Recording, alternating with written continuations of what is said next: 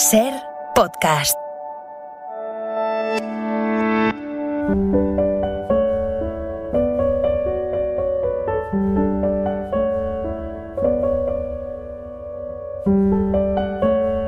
Un libro, una hora. Dirigido por Antonio Martínez Asensio. Bienvenidos al podcast de Un libro, una hora. En este episodio os vamos a contar El viaje del elefante de José Saramago. José Saramago nació en Aciñaga, en Portugal, el 16 de noviembre de 2022. Es un autor esencial que ha explicado como pocos el mundo que nos ha tocado vivir.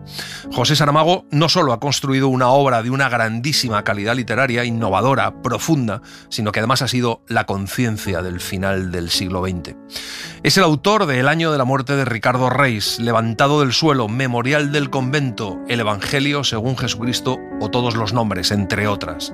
Nosotros ya les hemos contado en Un libro, una hora, Ensayo sobre la ceguera, Ensayo sobre la lucidez, Las intermitencias de la muerte y La caverna. A José Saramago le concedieron en 1998 el Premio Nobel de Literatura. Murió en Tías, Lanzarote, en 2010. El viaje del elefante se publicó en 2008. Es una novela luminosa, llena de humor y de ternura, que cuenta el viaje real de un elefante desde Lisboa hasta Viena, pero que nos habla de nosotros mismos, de quiénes somos, de nuestro camino en la vida. Vamos allá. Por más incongruente que le pueda parecer a quien no ande al tanto de la importancia de las alcobas, sean estas sacramentadas, laicas o irregulares, en el buen funcionamiento de las administraciones públicas, el primer paso del extraordinario viaje de un elefante a Austria que nos proponemos narrar fue dado en los reales aposentos de la corte portuguesa, más o menos a la hora de irse a la cama. Porque don Juan, el tercero, rey de Portugal y de los Algarbes, le dice una noche a doña Catalina de Austria, su esposa, que está dudando si el regalo que le hicieron a su primo Maximiliano, cuando su boda, hace 4 años, fue digno de su linaje y de sus méritos.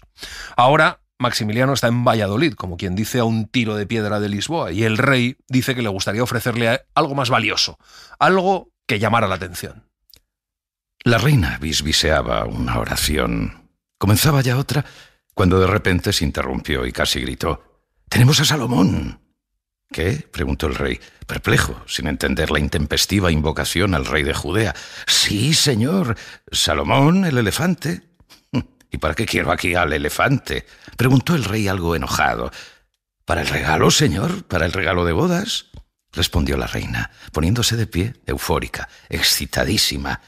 «No es regalo de bodas, da lo mismo». El rey asevera lentamente con la cabeza 3 veces seguidas. Hace una pausa y asevera otras 3 veces, al final de las cuales admite que le parece una idea interesante.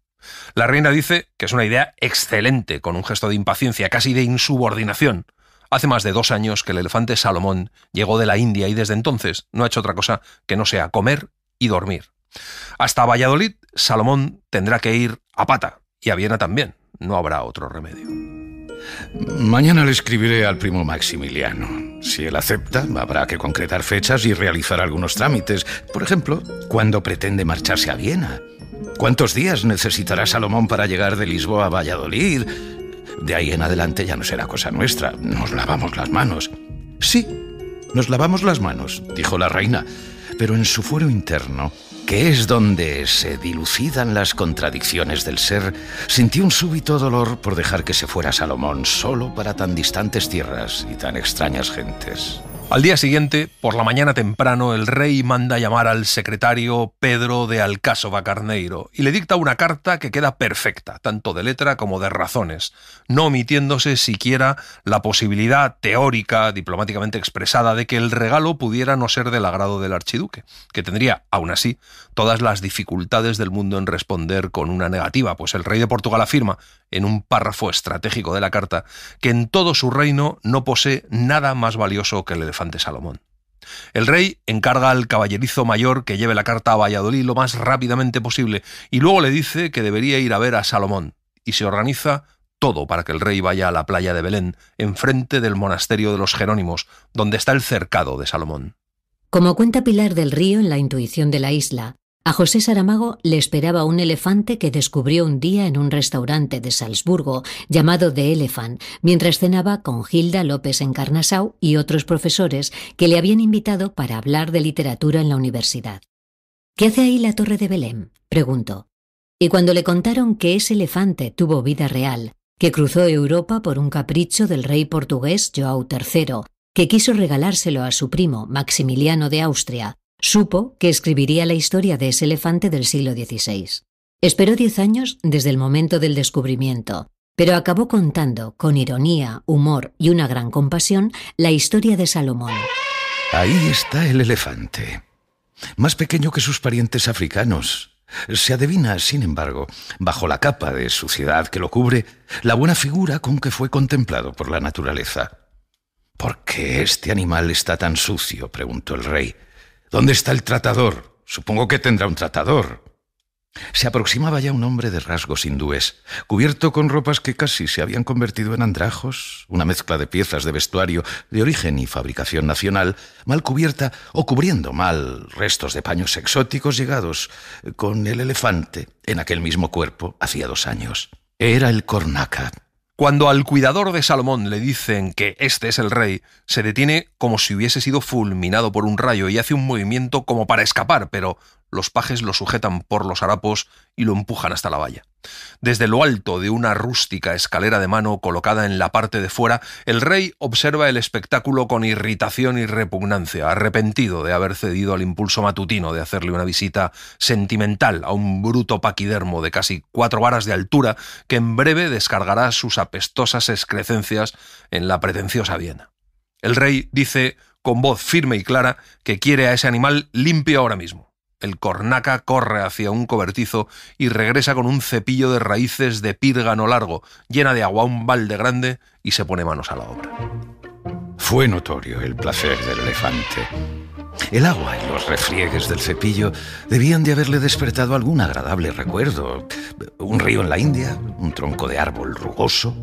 Y la prueba está en que durante todo el tiempo que duró el lavado, una media hora bien contada, no se movió de donde estaba, firme en sus potentes patas, como si hubiera sido hipnotizado. Conocidas como son las excelsas virtudes de la higiene corporal, nos sorprendió que en el lugar donde estuvo un elefante apareciera otro.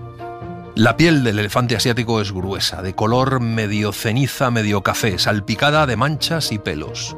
El rey se pregunta qué pasará si al archiduque no le gusta, si lo encuentra feo y lo devuelve. Será una vergüenza para el rey verse despreciado ante las miradas compasivas o irónicas de la comunidad europea. Pero el secretario le dice que Salomón es un magnífico ejemplar de elefante asiático, con todos los pelos y lunares a que está obligado por su naturaleza, y que deleitará al archiduque y deslumbrará no solo a la corte y a la población de Viena, como por donde quiera que pase al común de las gentes. El rey suspira de alivio y luego se fija en el Cornaca. Este hombre no puede ir a Viena con semejante aspecto, cubierto de andrajos. Ordeno que le hagan 2 trajes. Uno para el trabajo, para cuando tenga que andar encima del elefante, y otro de representación social, para no hacer mal papel en la corte austriaca, sin lujos, pero digno del país que lo manda. Así se hará, mi señor. Y a propósito, ¿cómo se llama? Se despachó a un paje para que se enterara, y la respuesta transmitida por el secretario dio más o menos lo siguiente. Subro. Subro, repitió el rey. ¿Qué demonios de nombre es ese? Con H, mi señor. Por lo menos es lo que él dice, aclaró el secretario. Deberíamos haberlo llamado Joaquín cuando llegó a Portugal, refunfuñó el rey. 3 días después, el caballerizo mayor regresa a Lisboa y es recibido inmediatamente por el rey. La reina Catalina está presente en el salón de mando y alimenta la vaga esperanza de que la misiva del archiduque Maximiliano venga escrita en alemán para ser ella quien la traduzca y lea la primera, pero viene en latín. El archiduque Maximiliano de Austria acepta y agradece el ofrecimiento del rey de Portugal. El rey sonríe con satisfacción. Maximiliano dice en la carta que no tiene claro en qué momento partirá hacia Viena, tal vez a mediados de octubre, y que aunque están a principios de agosto, pueden enviarle ya a Solimán a Valladolid. El rey se sulfura y dice que todavía no tiene al elefante y ya le quiere mudar el nombre, y añade que el elefante se seguirá llamando Salomón mientras esté allí. Creo que en el fondo ninguno de los aquí presentes quiere que se vaya. Extraño caso. No es gato que se roce en nuestras piernas, no es perro que nos mire como si fuésemos su criador, y sin embargo estamos aquí afligidos, casi desesperados, como si algo nos estuviese siendo arrancado. El rey encarga al caballerizo mayor que organice la expedición. 2 hombres para ayudar al Cornaca en su trabajo, unos cuantos más para encargarse del abastecimiento de agua y de forraje, un carro de bueyes para lo que sea necesario, transportar la cuba de agua, un pelotón de caballería por si se diera el improbable caso de que alguien pretendiera robar al elefante, y el carro de la Intendencia de las Fuerzas Armadas tirado por 2 mulas. Por mi parte, intervino la reina, ordeno y mando que a nadie se le ocurra venir a comunicarme que ya se ha ido Salomón. Yo lo preguntaré cuando lo entienda conveniente, y entonces me darán respuesta. La última palabra apenas entendió, como si el llanto súbitamente hubiese agarrotado su real garganta. 10 días después, cuando el sol comienza a apuntar en el horizonte, Salomón sale del cercado donde durante 2 años ha malvivido. La hora, tan matutina, y el secreto con que ha sido organizada la salida explican la ausencia de curiosos y otros testigos. Un carruaje de palacio se pone en movimiento hacia Lisboa cuando Elefante y compañía desaparecen en la primera curva del camino. Dentro van el rey y su secretario de Estado. El rey pregunta el significado del nombre del Cornaca y el secretario le contesta que Subro significa blanco, aunque no lo parezca.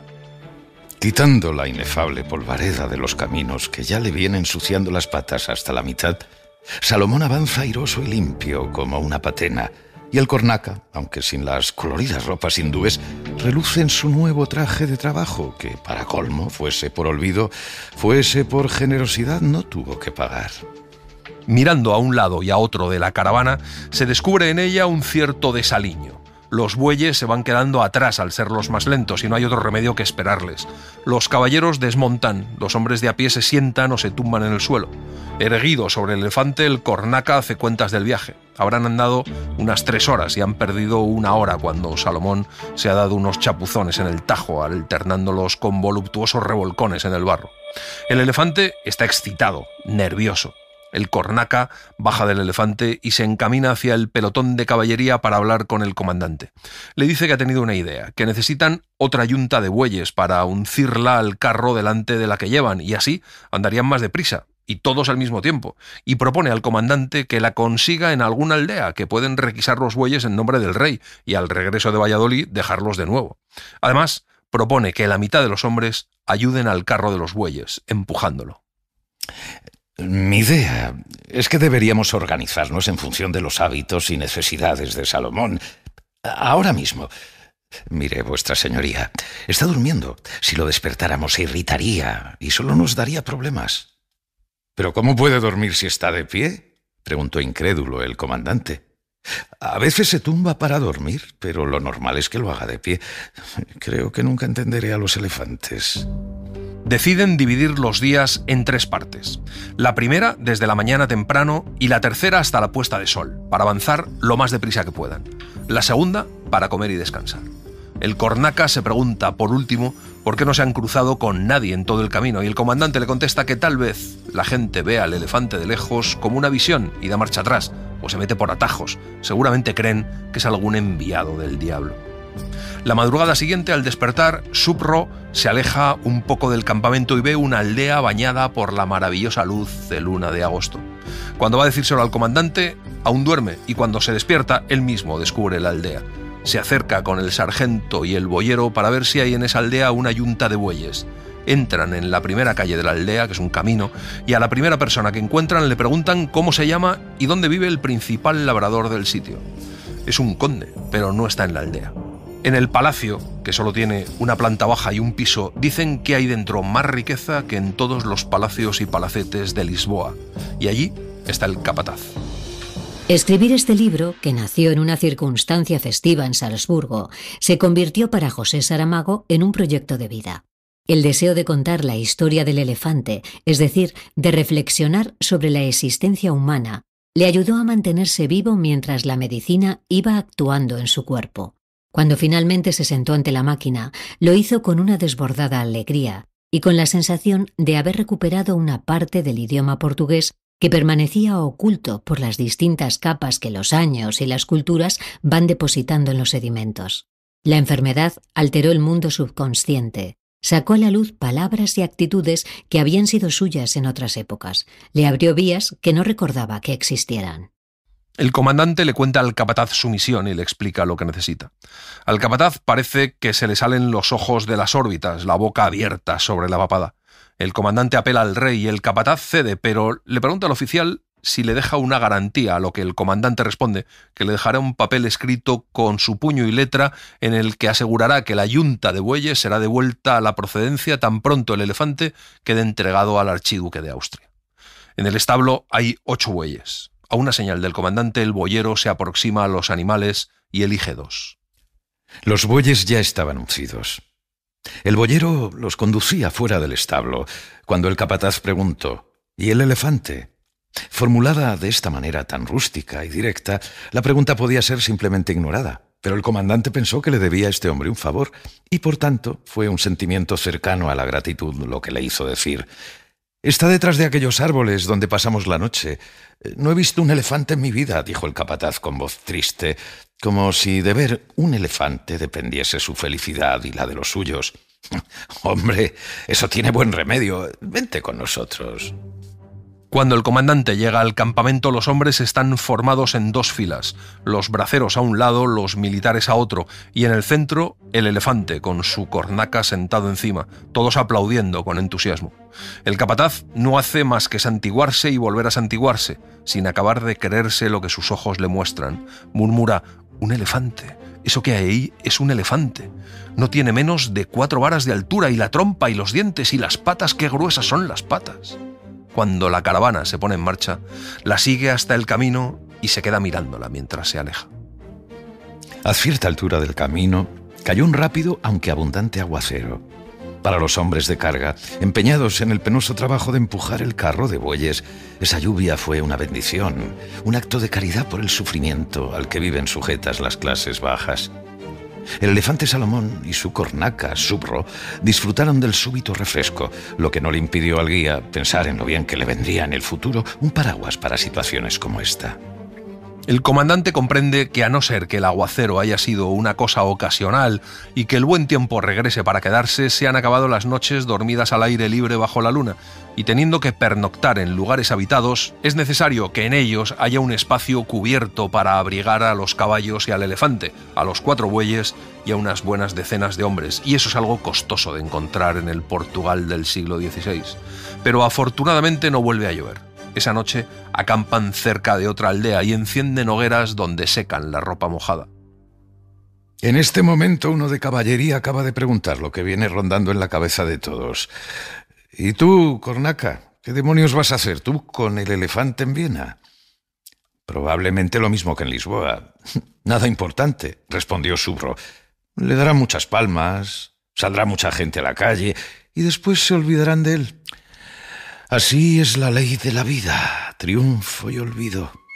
El cornaca cuenta que solo un elefante ha escapado de esa ley, y cuenta la historia de un elefante que estaba moribundo y al que le cortaron la cabeza después de muerto, colocaron la cabeza en el cuello de un dios que se llamaba Ganesh y que estaba muerto, y les habla a todos de la religión hindú, de Brahma, de Vishnu, de Shiva y de sus miles de dioses.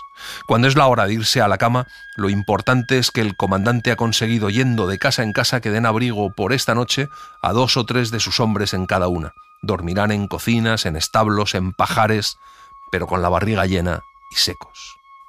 Con ellos se dispersaron unos cuantos habitantes de la aldea, casi todos hombres, que por allí anduvieron, atraídos por la novedad del elefante, al que por miedo no consiguieron aproximarse a menos de 20 pasos.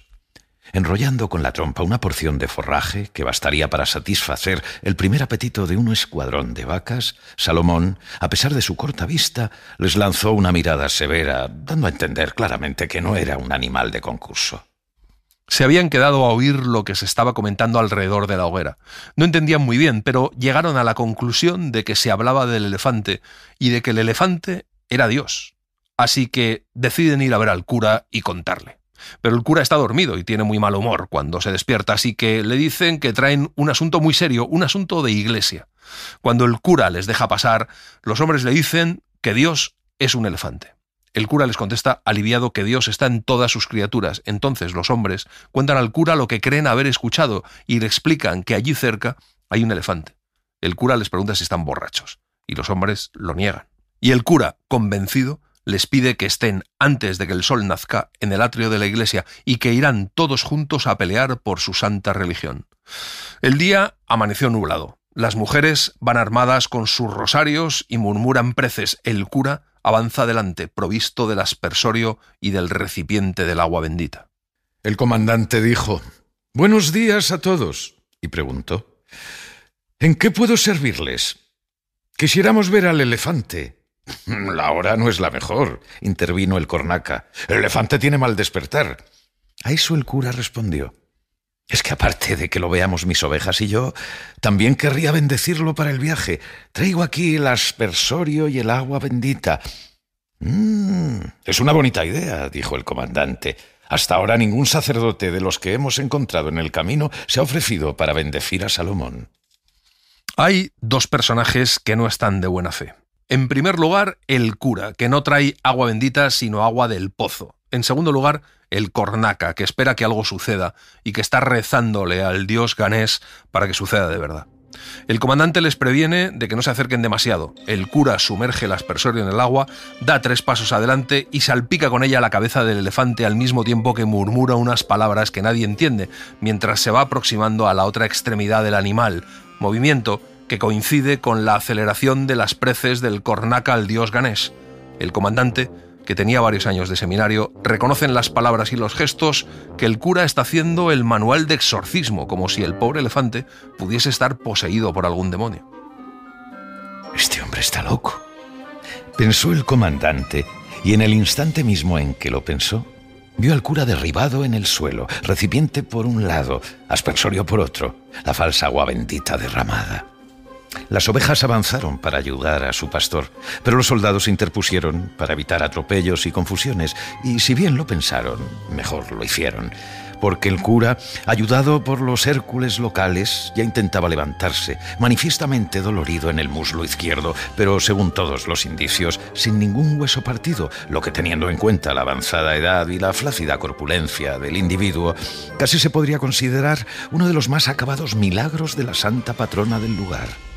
En realidad, Salomón, cuando estaba a menos de un palmo del objetivo de la tremenda coz que había comenzado a soltar, frenó y suavizó el impacto de tal modo que los efectos no fuesen más allá de los que devendrían de un serio empujón, pero aposta, y ni mucho menos con intención de matar. El cura se limita a decir, aturdido, que ha sido un castigo del cielo. La caravana se pone en marcha y se deja engullir por la bruma.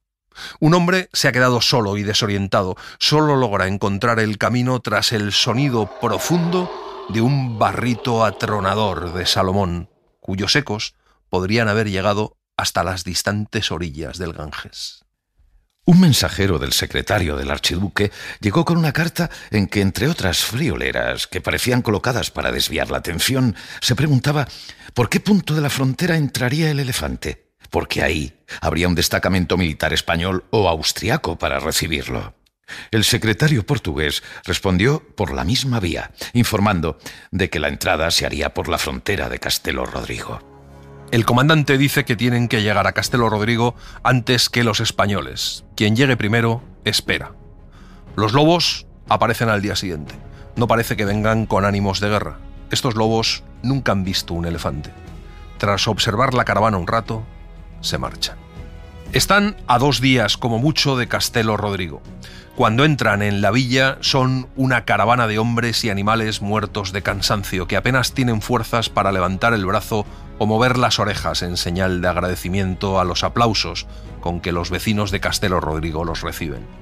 Un representante del alcaide los guía hasta la plaza de armas para inspeccionar los espacios disponibles para abrigar a los hombres, sin olvidar que los españoles necesitarán el suyo propio en caso de no acampar fuera del castillo. El comandante da orden de que los hombres que ya no sean necesarios, los 30 hombres que venían para los trabajos pesados, vuelvan a Lisboa. Cuando los cargadores tienen todo preparado, esperan que venga Subro y el elefante para las despedidas.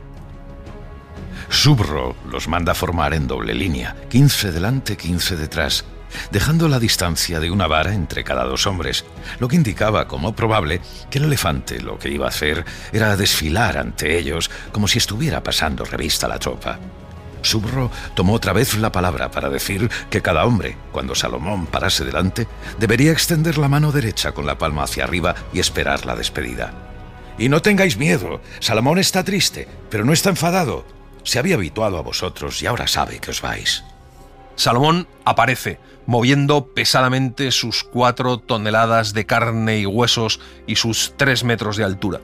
Algunos hombres menos osados sienten un apretón en la boca del estómago solo de imaginar que algo malo pudiera suceder en esta despedida. Subro viene sentado en el ancho lomo de Salomón y hace que se detenga delante del hombre que se encuentra en el extremo derecho de la primera fila.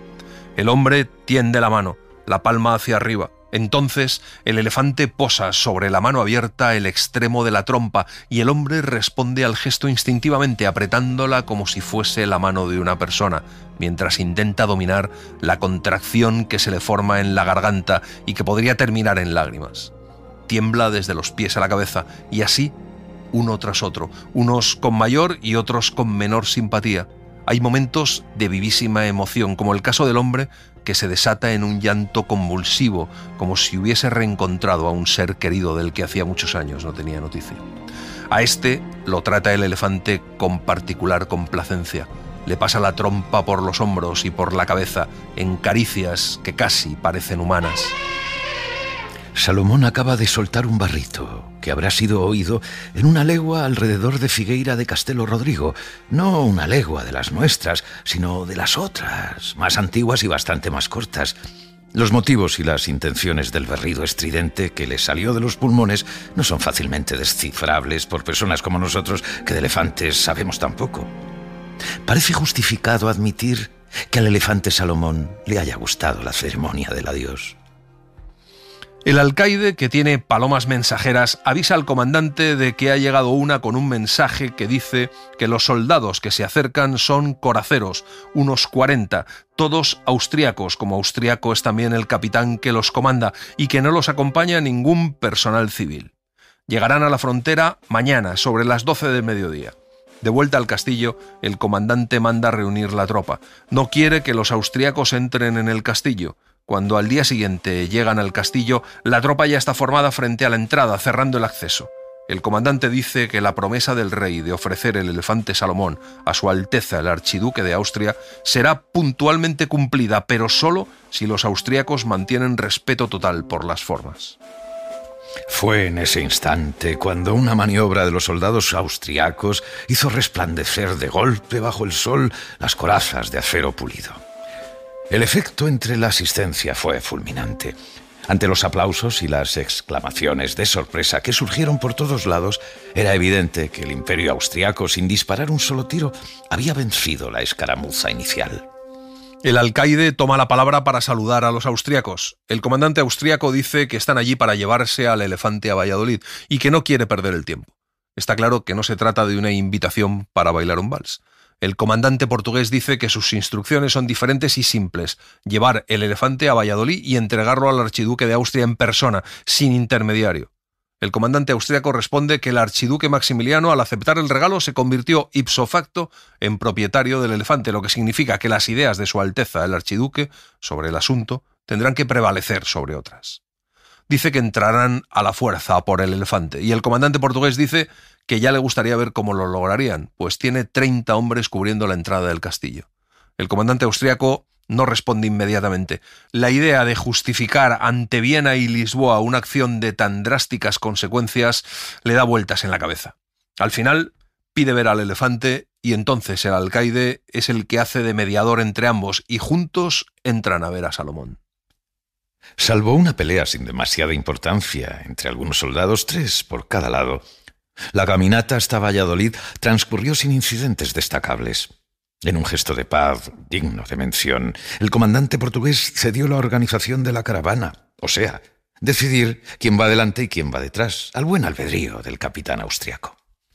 Los que ven a Subro a 3 metros de altura y vistiendo su colorido traje nuevo suponen que ahí va un ser dotado de poderes extraordinarios, cuando la realidad es que el pobre hindú tiembla al pensar en su futuro próximo.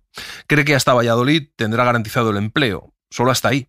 La imaginación de Subro le hace representarse la peor de las situaciones posibles, llegar a Valladolid y encontrar otro cornaca a la espera del testigo para proseguir la jornada. A partir de entonces, Subro sueña que huye con el elefante a través de planicies, colinas y montañas, por orillas de lagos, atraviesa ríos y bosques, engañando la persecución de los coraceros, a quienes no les sirve de mucho el rápido galopar de sus alazanes, porque un elefante, cuando quiere, también es capaz de sus trotecitos.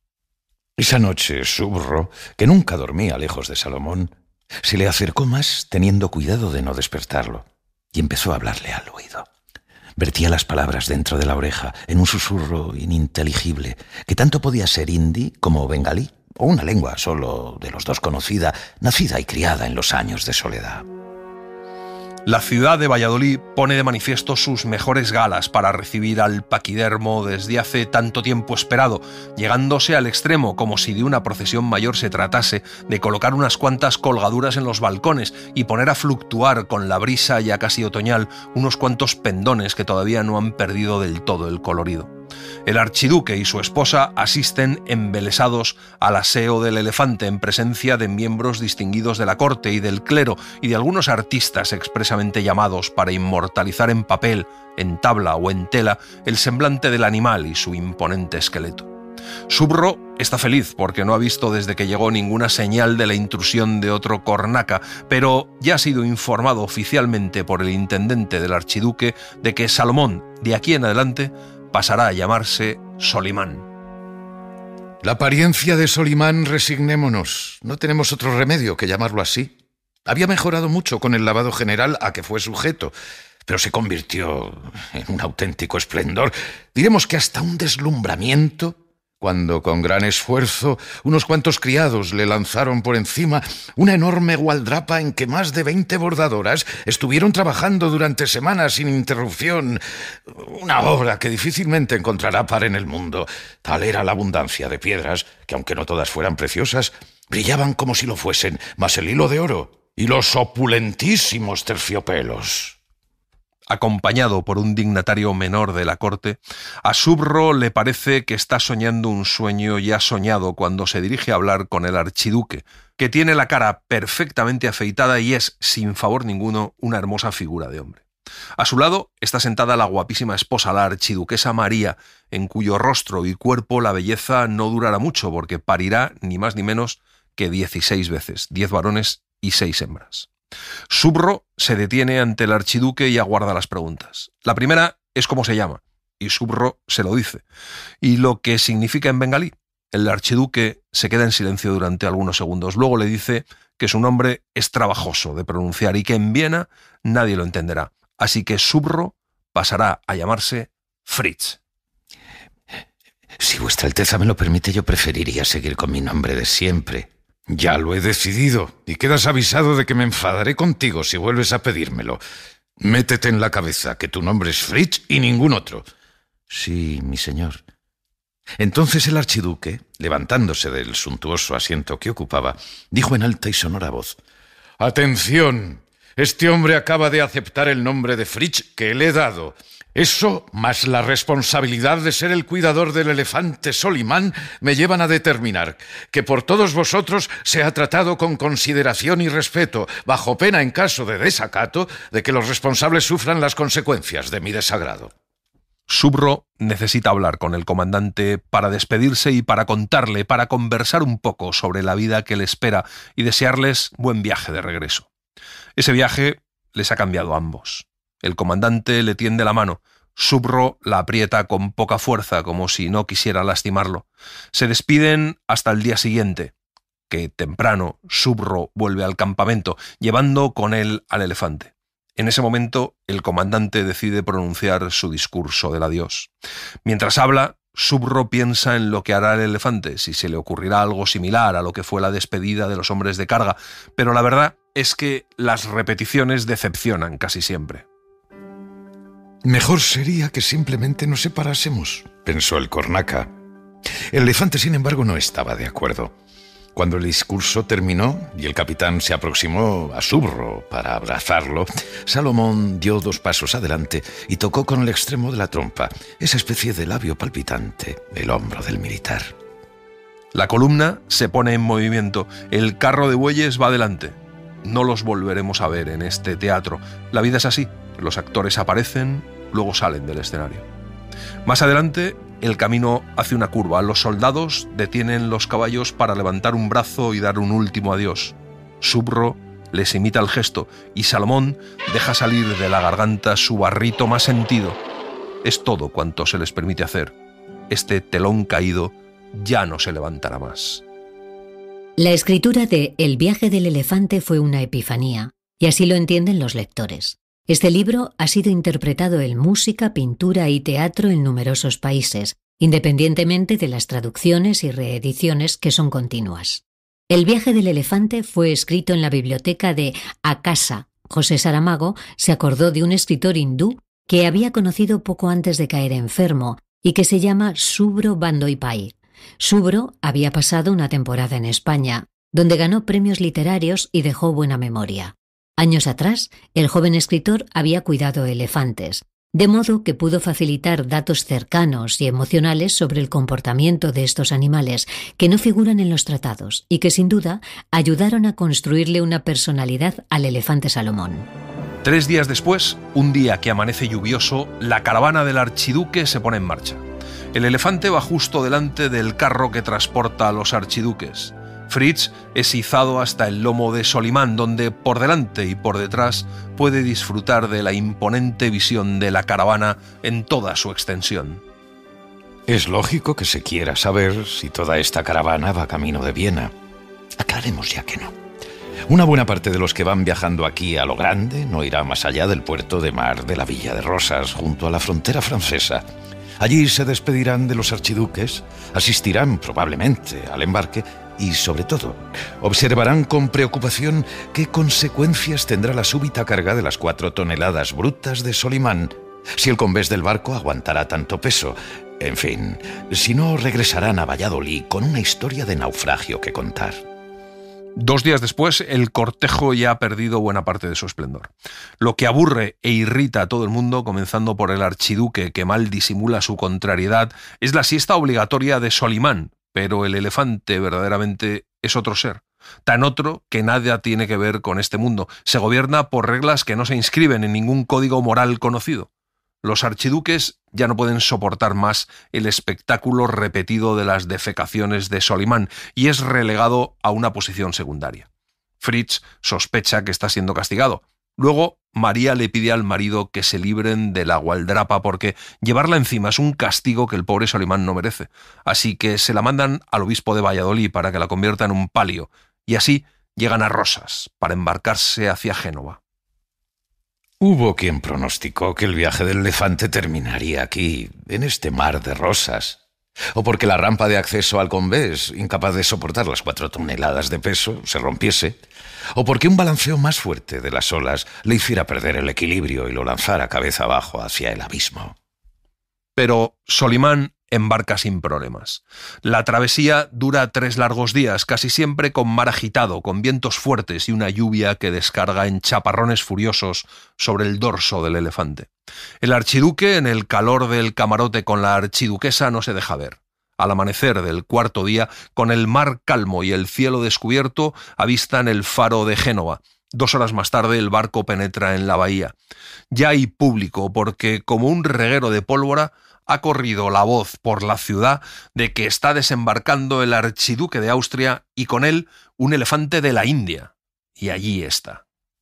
La ansiosa expectativa de la pequeña multitud se desahogó en un grito. El elefante acababa de hacer subir con ayuda de la trompa sobre él a un hombre que llevaba su saco de pertenencias. Era Subro o Fritz, según se prefiera, el cuidador, el tratador, el cornaca, ese que tan humillado fue por el archiduque y que ahora, a la vista del pueblo de Génova reunido en el muelle, disfrutará de un triunfo casi perfecto. Cuando monta a Salomón, a Subro siempre le parece que el mundo es pequeño. Con un toque de bastón hace avanzar a Solimán hacia la rampa. El elefante, en medio de la rampa, decide soltar un barrito que suena en los oídos de esa gente como las trompetas de Jericó. Cuando aparece el archiduque, revientan los aplausos y los vivas que él agradece con un gesto condescendiente de la mano derecha enguantada. La lluvia los espera a la salida de Génova y el resultado del temporal es que sale poquísima gente a los caminos para festejar a Solimán y saludar a su Alteza. Escampa antes de entrar en Piacenza, lo que permite una travesía por la ciudad más acorde con la grandeza de los personajes que van en la caravana. Subro es un cornaca feliz, muy lejos de las estrecheces de la vida en Portugal, donde prácticamente lo dejaron vegetar durante 2 años en el cercado de Belén. No se detienen en Mantua, pero se dirigen hacia Verona, que si no contamos Padua, es el último paso importante antes de Venecia. De ahí en adelante va a ser todo subir hacia los Alpes hasta el frío norte. Ocurrió que a la mañana siguiente apareció en el todavía apenas despierto campamento un emisario de la Basílica de San Antonio. Aunque no hubiera usado exactamente estos términos, dijo venir mandado por un superior del equipo eclesiástico del templo para hablar con el cuidador del elefante. Subro se dirige hacia un sacerdote que lo espera a una distancia prudente. El sacerdote viene a hacerle una petición, pero antes le pregunta si su elefante es de los enseñados. Subro contesta que enseñado en el sentido de saber unas cuantas habilidades de circo, no, pero que suele comportarse con la dignidad de un elefante que se respeta. Entonces el sacerdote le pregunta si será capaz de hacer que se arrodille, aunque sea solo con una pata. Necesita que lo haga al día siguiente, delante de la basílica, antes de que el archiduque se vaya. El sacerdote dice que necesitan ese milagro o cualquier otro porque Lutero, a pesar de haber muerto, anda causando gran perjuicio. Subro trata de enseñar ese movimiento al elefante. Al llegar a la puerta de la basílica, ante una multitud de testigos que en los tiempos futuros certificarán el milagro, el elefante, obedeciendo a un ligero toque en la oreja derecha, dobló las rodillas, no una, con lo que ya se daría por satisfecho el religioso que vino con el requerimiento, sino ambas, postrado así ante la majestad de Dios en el cielo y de sus representantes en la tierra. Solimán recibió a cambio una generosa aspersión de agua bendita que llegó a salpicarle al cornaca allá arriba, mientras la asistencia, unánimemente, caía de rodillas, y la momia del glorioso San Antonio se estremecía de gozo en el túmulo. Esa misma tarde, 2 palomas mensajeras, un macho y una hembra, levantan vuelo desde la basílica hacia Trento, llevando la noticia del portentoso milagro. Pero lo que más importa al día siguiente son las extensas filas de fieles que se forman en el campamento para ver al elefante y beneficiarse del negocio de venta de pelo del animal que Fritz rápidamente ha organizado para suplir la falta de pago de la tesorería de la basílica. Se empieza a decir que una infusión de pelo de elefante 3 veces al día es lo mejor en caso de diarrea aguda y que macerado en aceite de almendras resuelve la alopecia. Y los clientes llegan de todos los lados. El archiduque regresa la tarde del día siguiente y pide explicaciones a Subro sobre el milagro y el cornaca le cuenta la verdad. Eres un buen cornaca. Vuestra Alteza me confunde. ¿Quieres un consejo? Sí, mi señor. Te aconsejo que no hables fuera de aquí de esta conversación que hemos tenido. Así lo haré, mi señor. Para que no tengas motivos de arrepentimiento. Sí, mi señor, no lo olvidaré. Vete y saca de la cabeza de Solimán esa idea estrambótica de andar haciendo milagros, arrodillándose ante las puertas de las iglesias. Y luego el archiduque llama a su intendente, que le cuenta lo que ha hecho Fritz abusando de la credulidad de la gente y vendiendo pelos de elefante para ungüentos curativos que no van a curar a nadie. El archiduque le pide al intendente que acabe con eso inmediatamente o el cornaca tendrá razones para lamentarlo durante el tiempo de vida que le quede, que no será mucho. Que no puede impedir que la fama del milagro de Solimán le persiga durante todo el viaje, pero que al menos no se diga que la casa de Habsburgo saca provecho de las fechorías de un cornaca metido en embustes. Al contrario de lo que teme el archiduque, la fama del falso prodigio no los persigue durante el resto del viaje y en poco tiempo comienza a disiparse. Camino de Trento, el cielo se cubre de nubes que amenazan nieve. Los Alpes están cerca, pero no se ven. La nieve empieza a bajar, mansa. El elefante lleva sobre las espaldas una mancha de hielo. Acurrucado en el cogote de Solimán, envuelto en el capote, Fritz no siente demasiado frío. La capa de hielo cubre ya los cuartos traseros de Solimán. La nieve redobla en intensidad. El camino se hace más empinado. Para colmo de males, se rompe el eje del coche de Su Alteza. Es noche cerrada cuando la caravana entra en Bolzano. Al día siguiente, la caravana durmió hasta tarde. Los archiduques en casa de una familia noble del Burgo. El resto disperso por la pequeña ciudad de Bolzano. Lo que dio más trabajo fue encontrar abrigo para Solimán. Camino a Bressanone, están a punto de caerles encima una lud y por primera vez Solimán acusa el esfuerzo que tiene que hacer para salir a toda prisa de un desfiladero. Se le vienen abajo las patas delanteras y las rodillas al suelo. Fritz le trata con cuidado, con mimo, hasta que consigue que se levante y durante las 2 semanas que están en Bressanone, descansa, duerme, come y bebe a lo grande hasta decir basta. Solimán recupera las fuerzas, está gordo, hermoso y al cabo de una semana la piel flácida y arrugada deja de hacerle pliegues. Las buenas noticias le llegaron al archiduque, que no tardó en hacer una visita a la casa del elefante, es decir, a su propio establo, en vez de mandarlo salir a la plaza para que exhibiese ante la archiducal autoridad y la población reunida la excelente figura, el look magnífico que ahora tiene. Al final de la visita, el archiduque dirige de pasada una rápida mirada y le dice: «Hiciste un buen trabajo, Fritz. Solimán debe de estar satisfecho». A lo que Fritz responde que su vida está puesta al servicio de Su Alteza. El archiduque no responde. De Bressanone al desfiladero de Brenner, la distancia es corta, pero el desfiladero es muy peligroso. El tiempo no es bueno. Cuando el archiduque y su esposa se disponen a entrar en el coche, Solimán hinca las 2 rodillas en el suelo helado, lo que levanta entre la asistencia una salva de palmas y vítores. El archiduque sonríe, pero luego frunce el ceño pensando que ese nuevo milagro ha sido una maniobra desleal de Fritz, desesperado por hacer las paces. No tiene razón el noble archiduque. El gesto del elefante fue completamente espontáneo. Le salió, por decirlo así, del alma. Sería una forma de agradecerle a quien por derecho lo merecía el buen trato recibido en la posada. Durante estos 15 días, 2 semanas de felicidad auténtica y por tanto sin historia.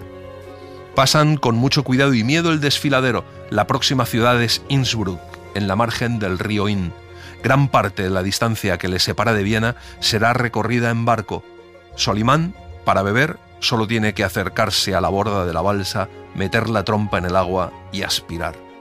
Balanceándose al ritmo del paso de Solimán, Fritz limpia la nieve que lleva incrustada en las tejas y piensa en lo que será su futuro en Viena.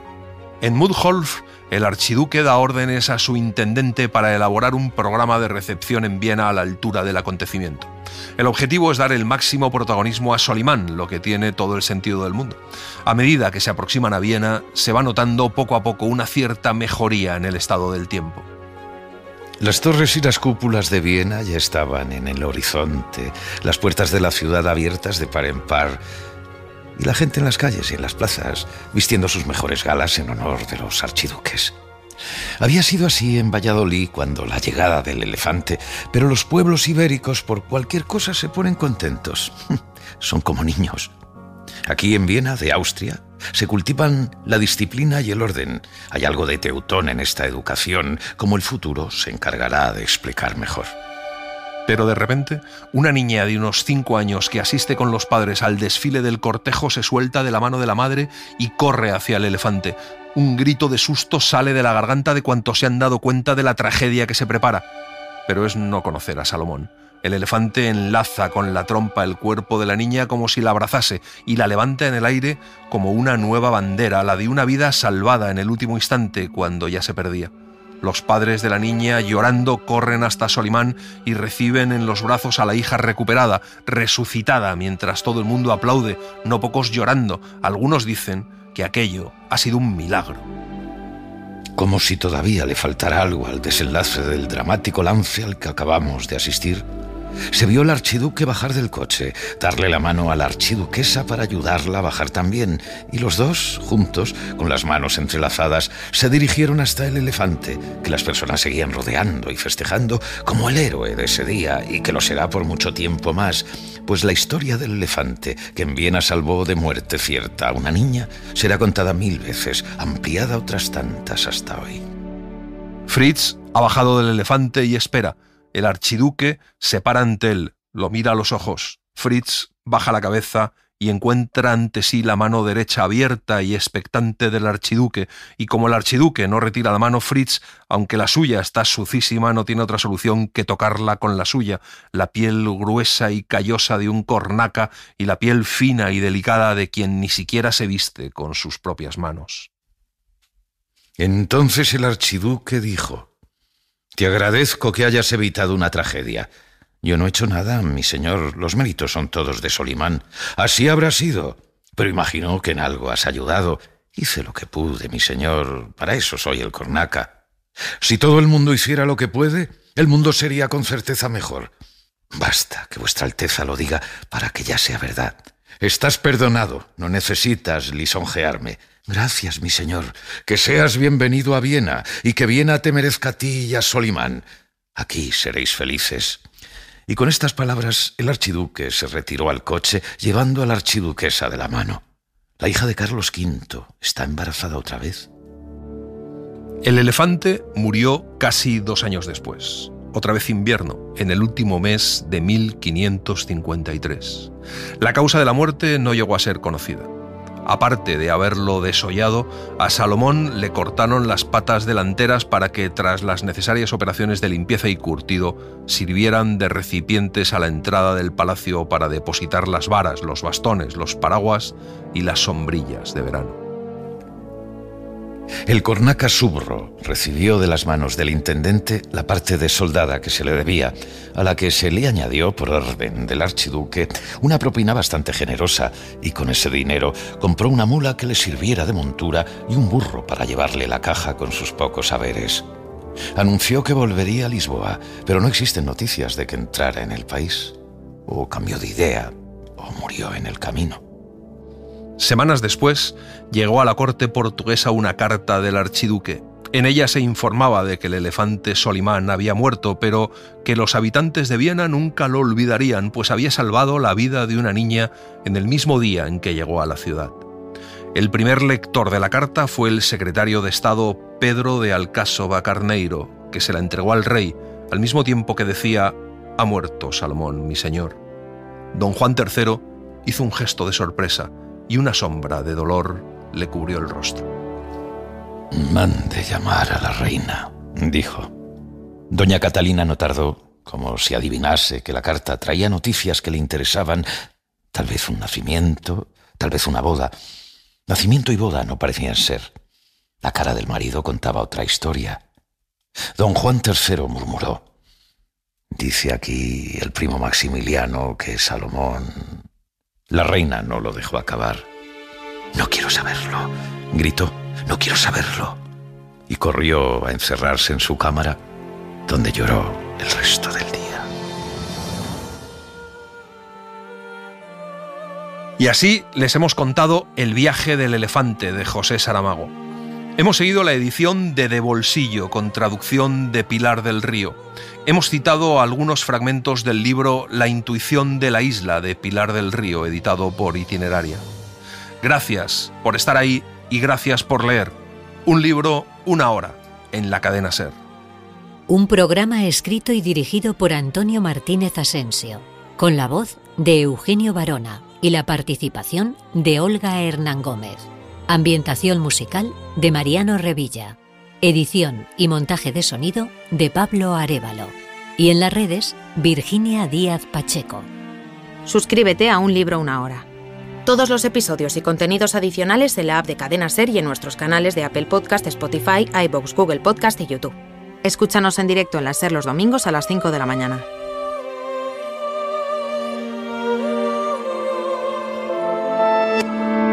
Cadena SER. La radio.